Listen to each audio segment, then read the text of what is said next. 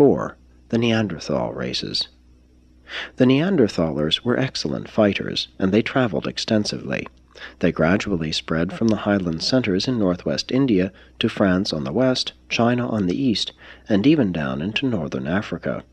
They dominated the world for almost 500,000 years, until the times of the migration of the evolutionary races of color. 800,000 years ago, game was abundant. Many species of deer as well as elephants and hippopotamuses roamed over Europe. Cattle were plentiful, horses and wolves were everywhere. The Neanderthalers were great hunters, and the tribes in France were the first to adopt the practice of giving the most successful hunters the choice of women for wives. The reindeer was highly useful to these Neanderthal peoples, serving as food, clothing, and for tools, since they made various uses of the horns and bones. They had little culture, but they greatly improved the work in flint until it almost reached the levels of the days of Andon. Large flints attached to wooden handles came back into use and served as axes and picks. 750,000 years ago, the fourth ice sheet was well on its way south. With their improved implements, the Neanderthalers made holes in the ice covering the northern rivers, and thus were able to spear the fish which came up to these vents. Ever these tribes retreated before the advancing ice, which at this time made its most extensive invasion of Europe. In these times the Siberian glacier was making its southernmost march, compelling early man to move southward, back toward the lands of his origin. But the human species had so differentiated that the danger of further mingling with its non-progressive simian relatives was greatly lessened.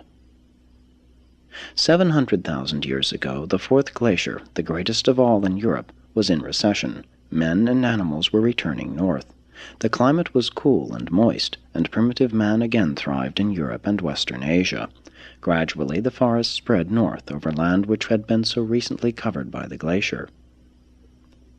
Mammalian life had been little changed by the Great Glacier. These animals persisted in that narrow belt of land lying between the ice and the Alps and, upon the retreat of the glacier, again rapidly spread out over all Europe.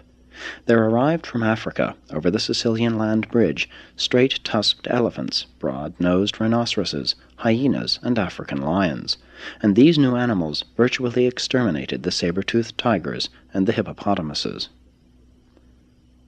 650,000 years ago witnessed the continuation of the mild climate. By the middle of the interglacial period, it had become so warm that the Alps were almost denuded of ice and snow. 600,000 years ago, the ice had reached its then northernmost point of retreat and, after a pause of a few thousand years, started south again on its fifth excursion. But there was little modification of climate for 50,000 years. Man and the animals of Europe were little changed. The slight aridity of the former period lessened, and the alpine glaciers descended far down the river valleys. 550,000 years ago, the advancing glacier again pushed man and the animals south. But this time man had plenty of room in the wide belt of land stretching northeast into Asia and lying between the ice sheet and the then greatly expanded Black Sea extension of the Mediterranean.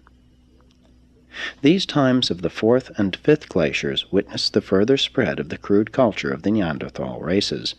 But there was so little progress that it truly appeared as though the attempt to produce a new and modified type of intelligent life on Urantia was about to fail.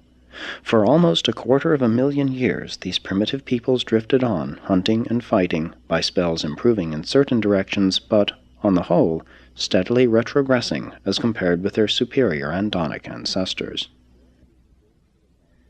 During these spiritually dark ages, the culture of superstitious mankind reached its lowest levels. The Neanderthalers really had no religion beyond a shameful superstition. They were deathly afraid of clouds, more especially of mists and fogs.